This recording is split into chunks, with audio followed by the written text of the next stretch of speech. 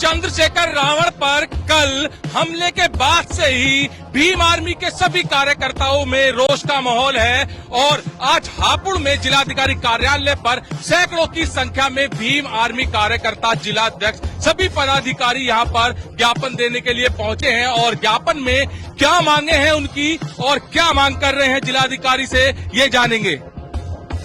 हमारी मांगे हैं कि जिन्होंने भाई चंद्रशेखर आजाद जी पर जो हमला किया है उनकी गिरफ्तारी हो और उन्हें जेल भेजा जाए और जो फांसी की सजा है वो फांसी की सजा लायक है। क्या लग रहा है कि जैसे आप ज्ञापन देंगे तभी गिरफ्तारी पुलिस कर पाएगी, तभी उनको सजा दे पाएगी? अगर आप ज्ञापन नहीं देते हैं तो सजा या गिरफ्तारी नहीं हो पाएगी? असल में पत्रकार महोदय, ये जो सरकार है ना, ये गूंगी भी है, बहरी भी है और अंधी भी है। तीसरी बार भाई चंद्रशेखर आजाद जी पर हमला हुआ है। भाई चंद्रशेखर आजाद एक देश के लोकप्रिय नेता है बहुजन समाज के, जिसका पूरे देश में भीम आर्मी संगठन है, आजाद समाज पार्टी है, जो रात दिन गरीबों, मजलूमों, दलितों, शोषितों, पिछड़ों की लड़ाई लड़ती है। तो पुलिस पर तो इतना विश्वास है नहीं, लेकिन हमारा जो कानून की प्रक्रिया है, पुलिस से ही मदद मांगेंगे। नहीं, आप कह रहे हैं दलितों की और सभी की मदद करते हैं चंद्रशेखर आजाद, और उन पर जो हमला हुआ है वो तीसरी बार हुआ है, तो क्या लग रहा है कि कौन कर रहा होगा? उनका दुश्मन हमला कर रहा होगा या कौन कर रहा होगा? जो बहुजन समाज का राज इस देश में नहीं चाहते, वो लोग नहीं चाहते। जो मनुवादी किस्म के, जो चाहते हैं कि वो पिछड़ा है तो पिछड़ा ही रहे, वो सामने न बैठे टक्कर पर हमारी। जो इस तरीके के लोग हैं वो चाहते हैं ना कि ये देश में नेता खड़ा ना हो। नहीं, पहले भी अगर बात की जाए दलितों की या दलितों का साथ देने वाली बात की जाए तो मायावती भी लोकप्रिय थी आप सभी की दलित समाज की और साथ देती थी। उन पर कोई हमला ऐसा हुआ है जो सवाल या निशान उठाया जाए? देखो, माननीय बहन जी ने अपने वक्त में खूब काम किया है।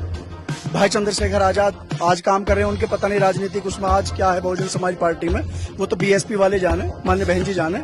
लेकिन हमारा काम है आजाद समाज पार्टी भीम आर्मी का, हम लगातार संघर्ष करते हैं। भाई चंद्रशेखर आजाद आप जानते ही हैं पूरे देश में लगातार बहुजनों की आवाज उठाने का काम करते हैं। क्या क्या मांग है आपकी और किस इस मांगों को जो आपने आज यहाँ पर ज्ञापन दिया है उसमें दिखाया गया है? उसमें यह है उन्हें सुरक्षा प्रदान की जाए, सुरक्षा नहीं है उन पर, सुरक्षा प्रदान की जाए और जो दोषी है उन्हें कड़ी से कड़ी सजा। ओवैसी पर भी हमला होता है, वो भी Z+ की जो डिमांड करते हैं। अभी चंद्रशेखर जी पर हुआ है, वो भी Z+ की मांग कर रहे हैं। तो लगातार ऐसे ही हमले होते रहेंगे और Z+ की लग रहा है कि सभी को सुरक्षा दी जाएगी। लेकिन एक चीज बताओ मुझे पत्रकार महोदय, कंगना रनौत कोई नेता है? लेकिन एक छज्जा गिरा बाहर का, एक छोटा सा ग्रिल, और सरकार ने उठा के वाई श्रेणी की दे दी। अभी आपने बागेश्वर धाम वाले बाबा जो हैं धीरेन्द्र शास्त्री जी, उन्हें भी वाई श्रेणी की सुरक्षा दे दी। क्या उनसे कम चंद्रशेखर भाई उनसे कम है क्या? नेता है बहुजनों के, तो सरकार की जिम्मेदारी है कि जो इतने पावरफुल नेता हो सुरक्षा देना उनकी जिम्मेदारी है। दिन दहाड़े गोलियां चल रही हैं, कोर्ट के अंदर चल रही हैं, बाहर चल रही हैं। कौन है? बस एक मीडिया, एक बड़ा वर्ग दिखाता है कि बस सुरक्षा बहुत, उत्तर प्रदेश में सबसे मजबूत सुरक्षा चल रही है। पिछली सरकारों की बात की जाए और इस सरकार की बात की जाए तो सुरक्षा में कहां पर फर्क दिख रहा है? सुरक्षा घटी है या बढ़ी है? जातिवादी मानसिकता देखकर सरकार कार्रवाई कर रही है, पहले ऐसा नहीं होता था। बुलडोजर का भी खौफ काफी है। बुलडोजर का खौफ सिर्फ उन्हीं के लिए है जो गरीबों, दलितों, पिछड़े या मुसलमान, जिनके घर बहुत आसानी से बुलडोजर का मुंह दिखता है और उसे घर ढा देते हैं वो गरीबों का। किसी अपनी जो वोट देते हैं उन्हें, एक बड़ा तबका के उत्तर प्रदेश में किसी का मकान ढाता देगा? आप अगर कानून व्यवस्था की बात कर रहे हैं, कानून व्यवस्था किस पार्टी या किस शासन में सबसे अच्छी रही है? माननीय बहन जी के में भी रही, अखिलेश के में भी नहीं रही इतनी बुरी। तो जो मतलब जज के सामने अपराधी ढेर होने में कोई अब जरूरत ही नहीं है जज साहब के फैसले की। अब तो अपराधी आते हैं, गोली मारते हैं, जी हमला हो गया। और सभी सरकारों में ही ये हुआ है, ऐसा कान कोर्ट में कई बार हुआ है। कोर्ट में बताइए, आप बताओ मुझे, सपा की सरकार में कोर्ट में 2 घटनाएं बता दो जो जज साहब के सामने गोली मारी हो। अब किस सरकार में सुरक्षित है आम इंसान या दलित की बात कर रहे हैं आप? सुरक्षित तो भाई चंद्रशेखर आजाद का राजा, भीम आर्मी का राजा है, सब खुश रहेंगे उसमें। अभी क्या रणनीति रहेगी आपकी जहां पर आप गिरफ्तारी की मांग कर रहे हैं?